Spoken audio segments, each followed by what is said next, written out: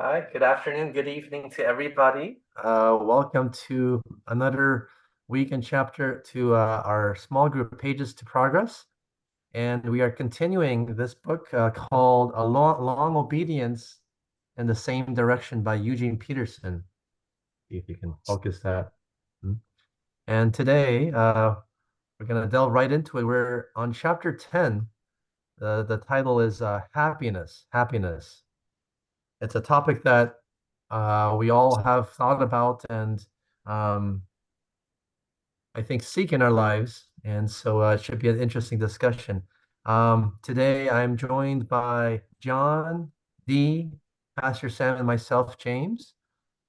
And so let's get into it. I was hoping maybe Pastor Sam, would you mind reading the theme verse of this chapter, which is found in Psalms 128 for us? Sure. Psalms 128 says this: All you who fear God, how blessed you are. How happily you walk on his smooth, straight road. You worked hard and deserve all you've got coming. Enjoy the blessing, revel in the goodness. Your wife will bear children as a vine bears grapes, your household lush as a vineyard. The children around your table as fresh and promising as young olive shoots. Stand in awe of God's yes. Oh, how he blesses the one who fears God. Enjoy the good life in Jerusalem every day of your life, and enjoy your grandchildren. Peace to Israel. Thanks a lot. That's Psalms 128, the theme of this chapter, happiness. In the beginning statements of this chapter, Eugene Peterson starts with um, uh, talking about an assumption or a general view of the general world about Christians. And that is this statement that he says, there is a general assumption prevalent in the world that it is extremely difficult to be a Christian. Um, but then he goes on to say that he proposes that actually it's the opposite. To be a Christian is the easy way, and to not be a Christian, to be of this world, is the far more difficult, challenging route. And so I wanted to just open it up for you guys. And what do you think about that statement? And do you agree or disagree? Hmm. So it's one of those things I agree in theory, and he's got some good reasons to support that the easiest thing in the world is to be a Christian, is what he says at the Hmm. first part of the next paragraph. But I mean, we're all Christians here, and I can't speak for all of you, but for myself, it hasn't been the easiest thing. Hmm. And I get what he's saying. If you're in connection with God and doing what God says, that we were created to have that relationship.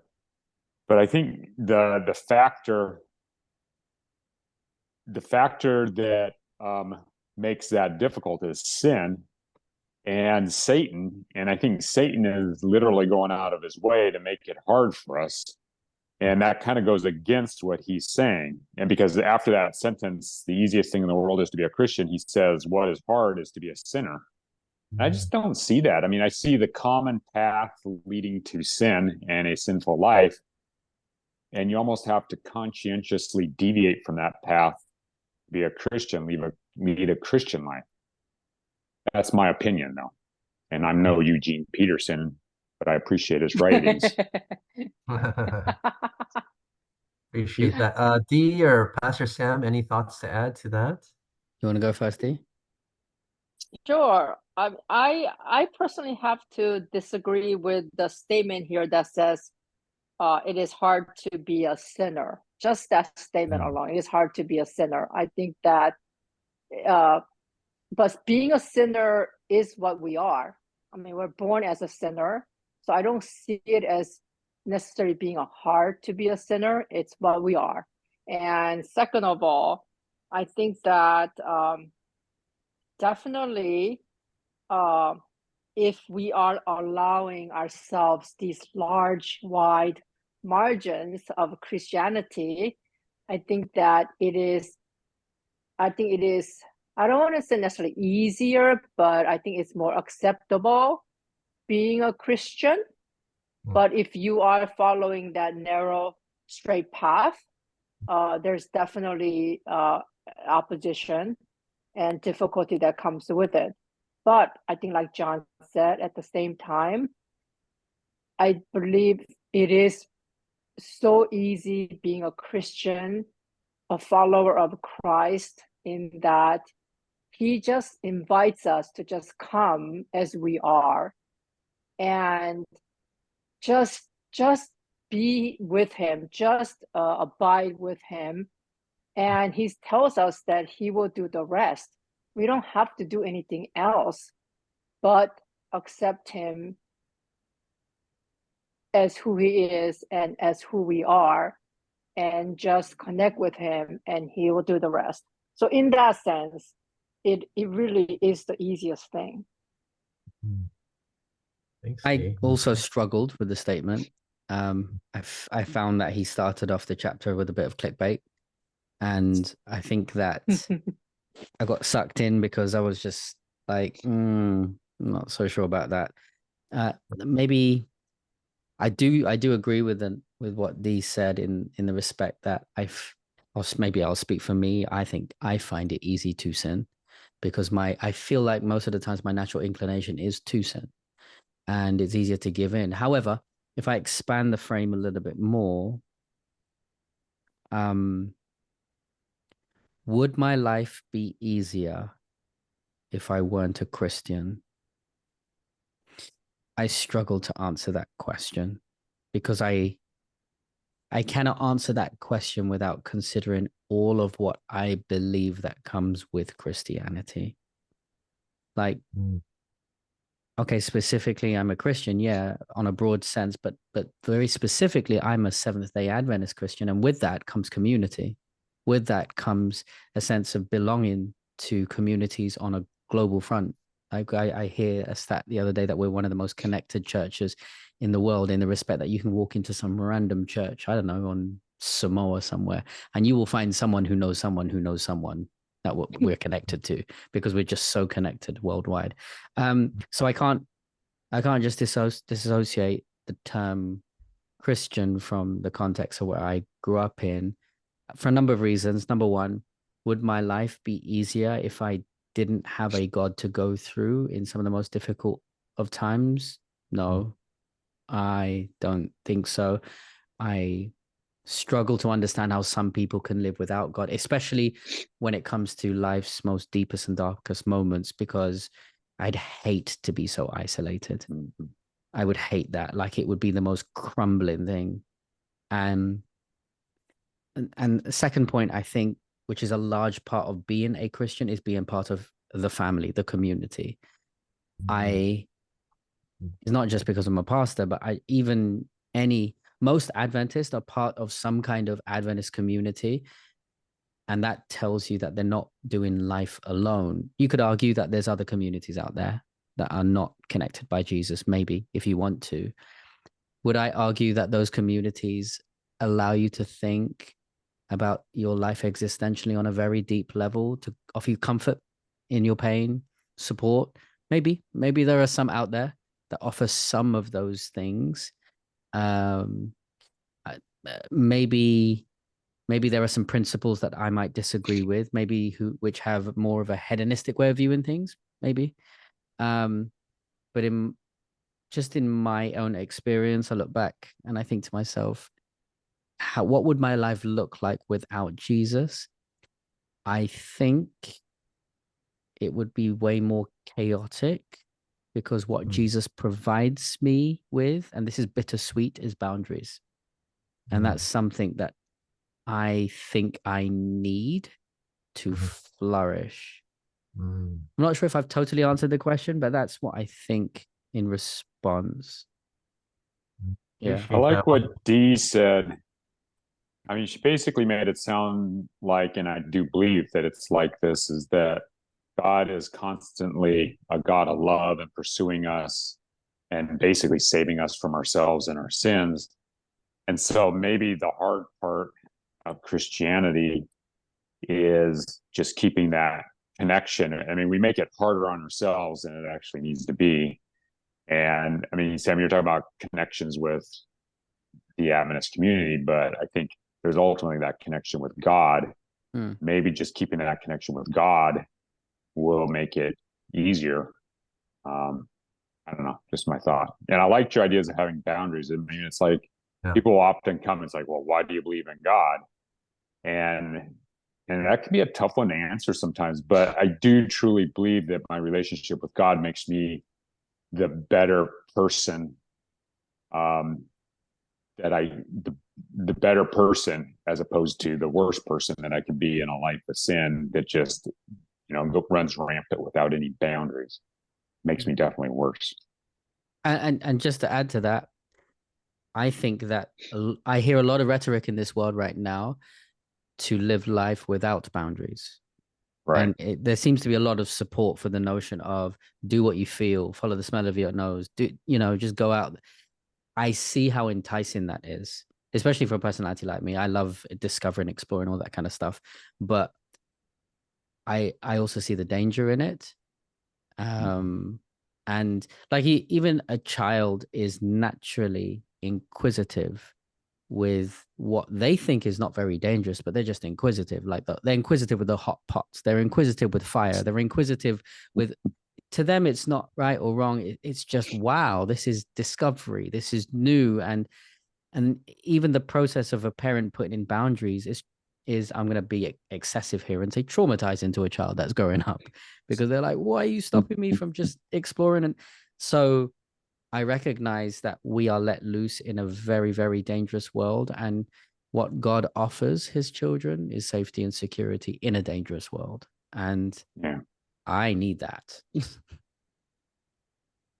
I was reading outside this book about this experiment where I think it was something where what this was not by a Christian organization, just a psychologist, and looking at what makes people happy when if they're either presented with just like a plethora of choices of like for example, if I was like in a candy store and there's just like tons of choices of candy, would I be happier in that environment with all those choices? Or if maybe my mom or dad just picked out like two types of candy from that store and Mm-hmm. laid it in front of me and they found in studies that people in the latter group tend to be much more happier, significantly so.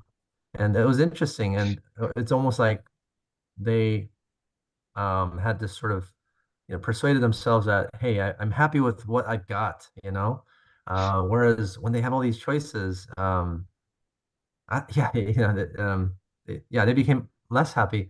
But I just bring that up because like what we're talking about, yeah, why this statement about Christians being the happiest people in the world? And actually that reminds me of an Ellen White quote. She also says something like that, where um, those who make God first, last, and best in their lives are the happiest people in the world. That's a very popular quote by Ellen White in Education.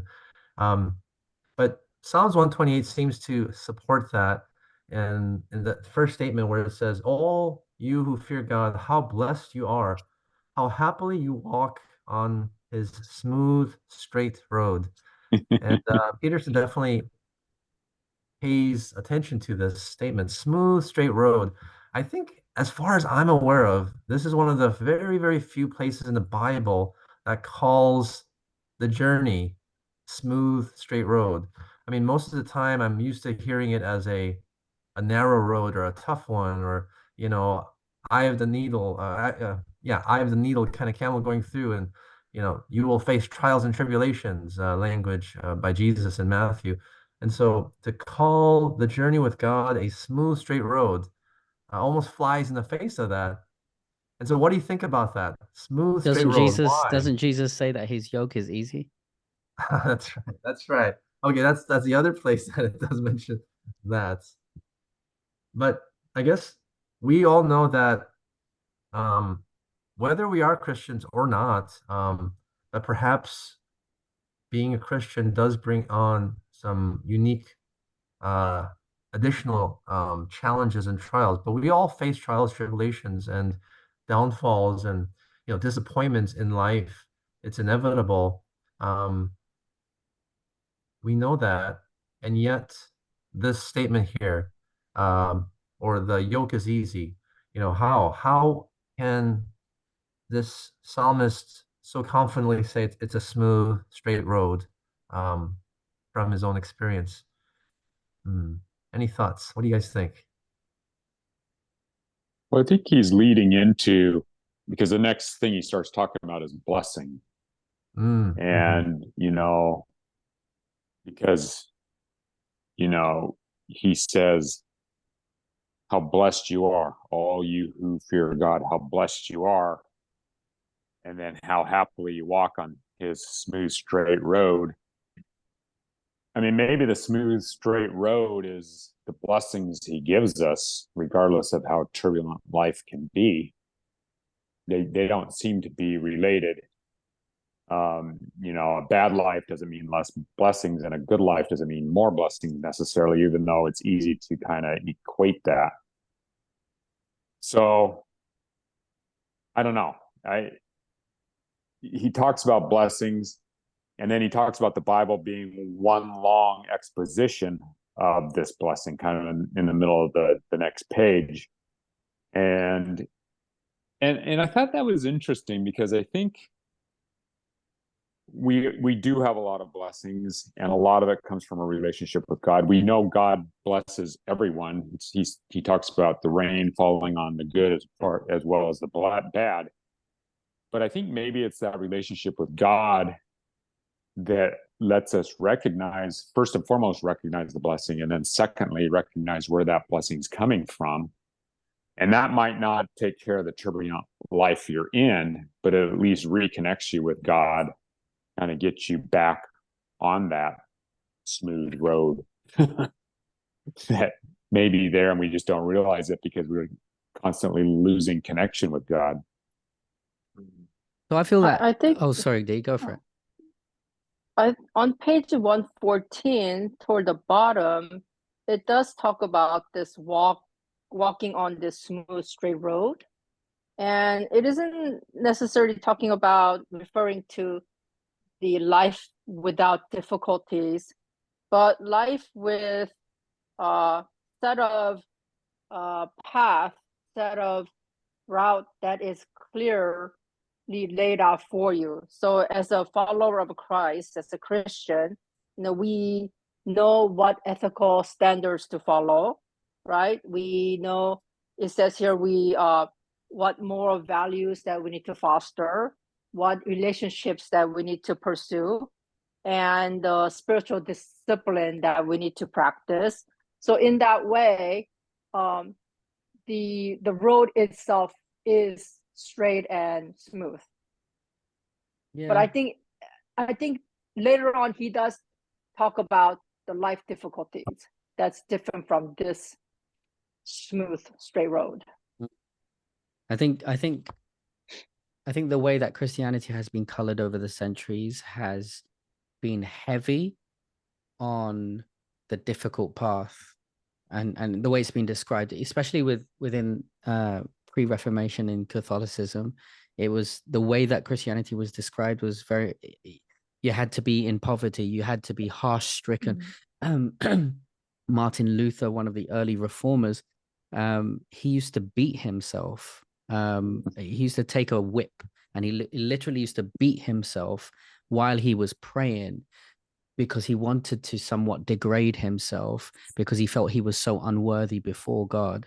And I guess he thought that God wanted, even the life of the early monks back then, where Martin Luther, like and even now into some parts of the world, it's living on barely anything and starving yourself and going hungry and bathing in cold water and all these kinds of things. The idea and the narrative of your walk with God has to be so harsh to validate your holiness, so somewhat, so to speak, is a narrative that I see much throughout. poverty is something that is the gold standard medal of almost, this is what it takes to be a fervent follower of Christ. And people are looked down if they have wealth or whatever it is. And I think what I think is really cool what Peterson draws out in the smooth road, because there is a certain level of handing everything over to a God who can handle the things that I can't handle, which is synonymous to walking on a paved road as opposed to the gravel that's on the side. Like, and I think there is an element of that. It's comparable to the likes of is it Paul and Silas in prison who sung whilst they were incarcerated? Like, nothing about their experience of the onset we would describe as smooth and sailing, but when they start singing in the New Testament, and they start praising God, there's something about their experience that, despite the fact of their conditions, they are on a smooth road in that instance. And I think that dynamic is not lost in this psalm. I don't think this psalm is trying to say that life is going to be easy. I don't think that's what's supposed to be communicated here. I think that in the difficulty, you have the power, and I use that word intentionally, the power, the Holy Spirit's power, to be able to charter a path through that difficulty. Yeah, I think you're right. I mean, the page before the quote D was using talks about the Bible never indicates that there are not difficulties, basically, but the difficulties are not inherent in faith, but come from outside. And that's where Eugene Peterson talks about this outside triple threat that Christians used to have to deal with, and I guess possibly still deal with, that come from the world and the flesh and the devil. And, honestly, a lot of it is self-imposed. And I'm not sure Martin Luther was right in doing what he was doing. A lot of it was what, the older Catholic Church used to require, was the penance. Sure. And I'm not sure that came from God so much as it came from man. And so I think there is, to some degree, that that threat, that triple threat that comes from the outside that we have to deal with. But our role as a Christian is not to take it on, but is to stay connected with God. And it's like you said with Paul and Silas, all these outside forces were acting against them. And what do they decide to do? They decided to just praise God and let him take the lead from there. And the rest of that story is there's an earthquake, everyone breaks out. Yep.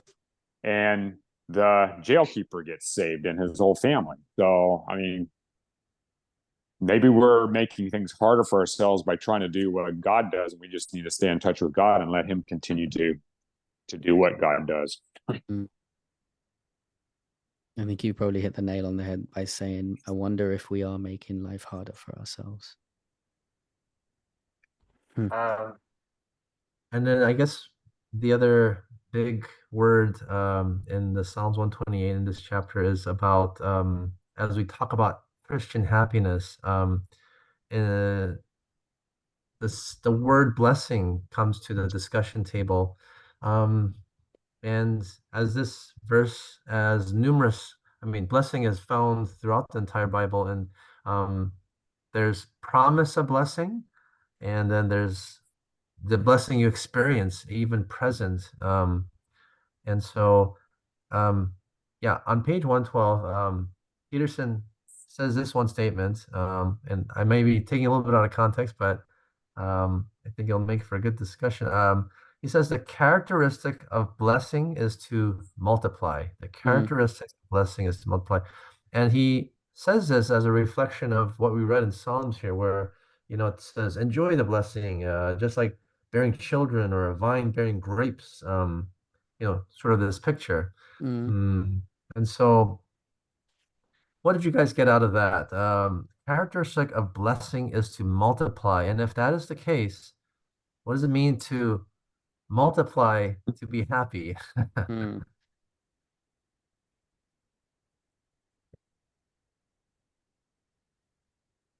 I can go if anyone else is not going to go. I Sure, think yeah. this is truly transformative, at least for me, in recognizing that the concept of Christian happiness is not found in the isolation of your experience. I think that is the epitome of Christianity for me. It's unselfishness. It's the ability to really understand that God creates corporate happiness, and our purpose on this planet, our purpose in our communities, whether where we live or the church that we go to or whoever we interact with, is to literally pass on God into the rest of this community and to impact.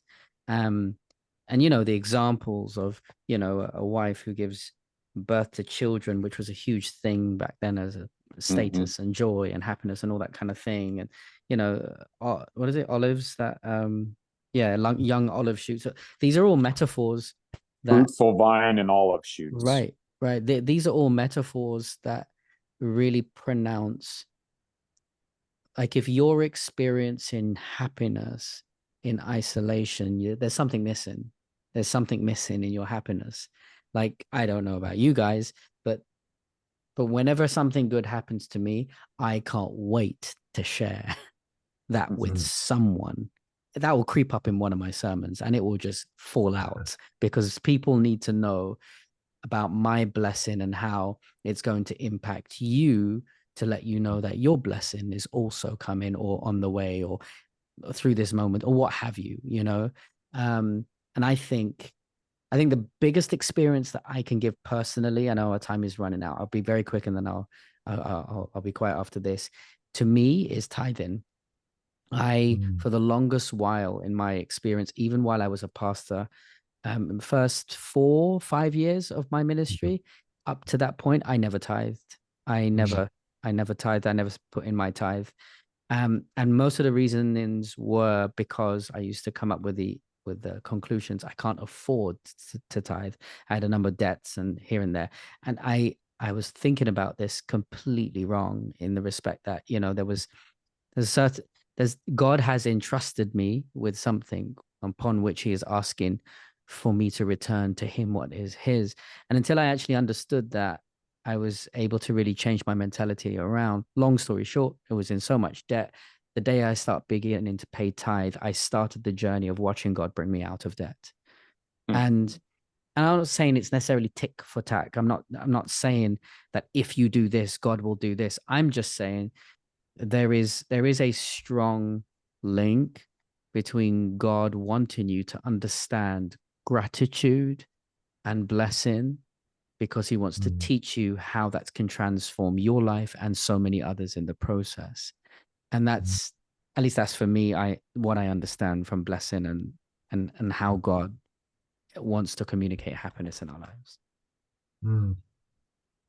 Yeah, so Eugene Peterson does say that the illustration of the fruitful vine and olive shoots is based on the Hebrew culture. But then that made me think, what illustrations would we use now? And I think, Sam, I think I've had the same experience with tithing, which is interesting,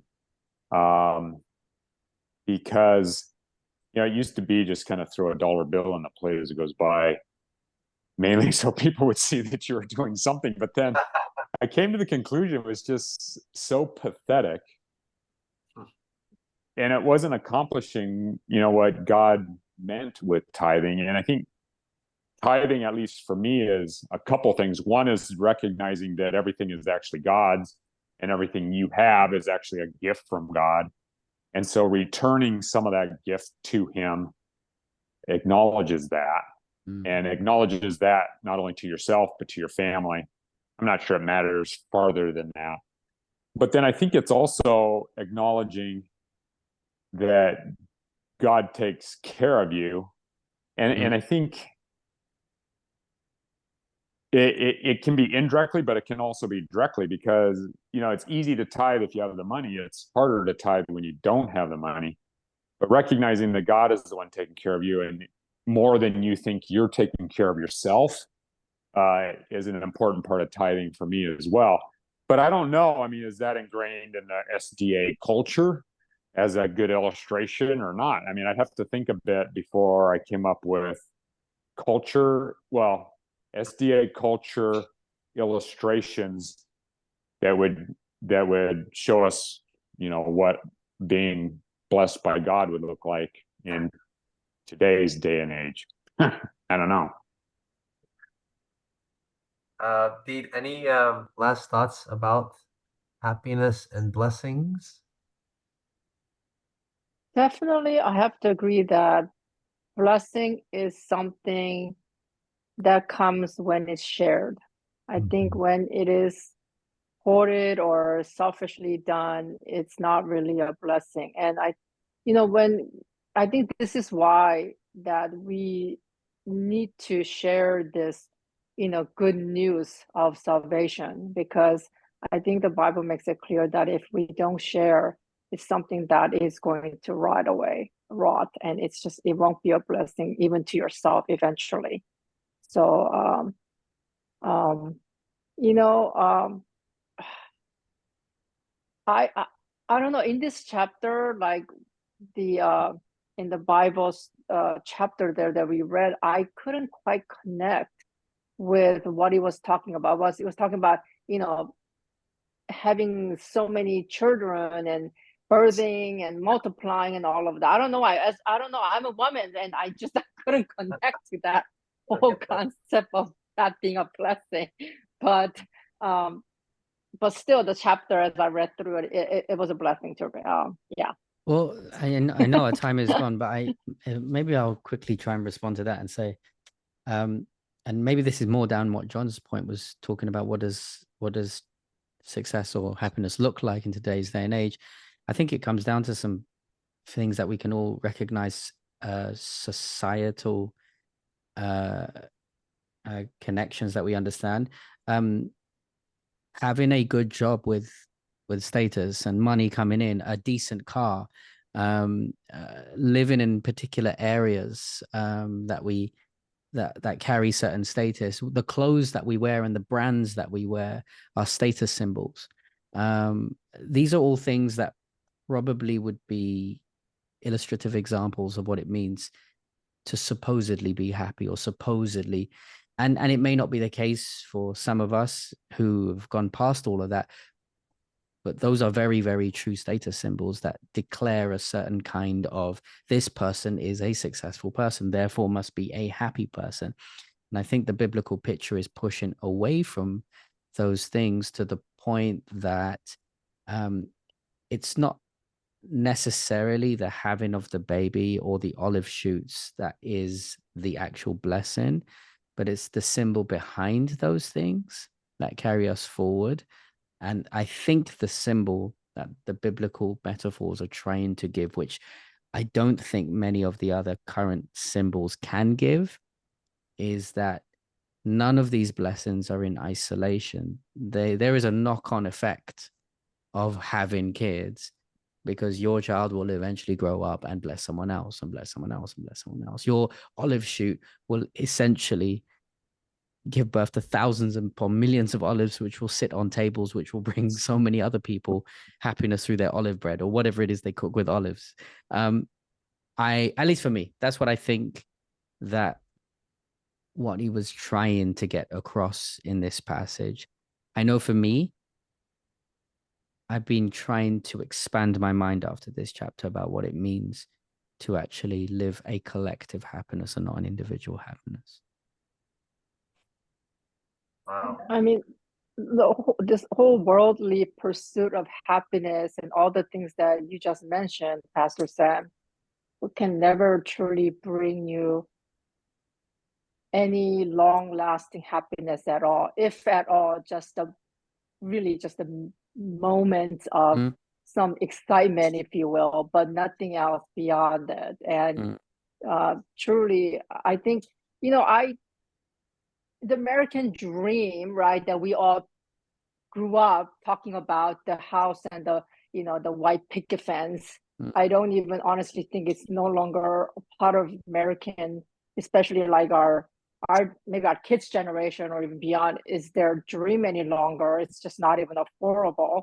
And just I don't know, this whole person, a few years ago I just realized this whole pursuit of this happiness is I think it's a delusion, at least the worldly happiness anyway. I think that if anything at all, I tell my kids, live your life in a way that you experience the moments of happiness and feeling thankful and having gratitude for what you have, rather than just like working toward finally getting to that happiness. I just don't think that exists. Yeah. I think we're here to a close. I'll leave you with this one last statement. Worldly happiness often takes from others to satisfy one's own happy life, whereas Christian happiness realizes it is more blessed to give than to receive. And so I'll leave you with that. And I hope that the readers and the viewers of this week's discussion would truly realize that happiness inherent in the faith walk that we have with God. Thanks for joining us this evening. Hope you have a good afternoon, evening, wherever you are. Until next time.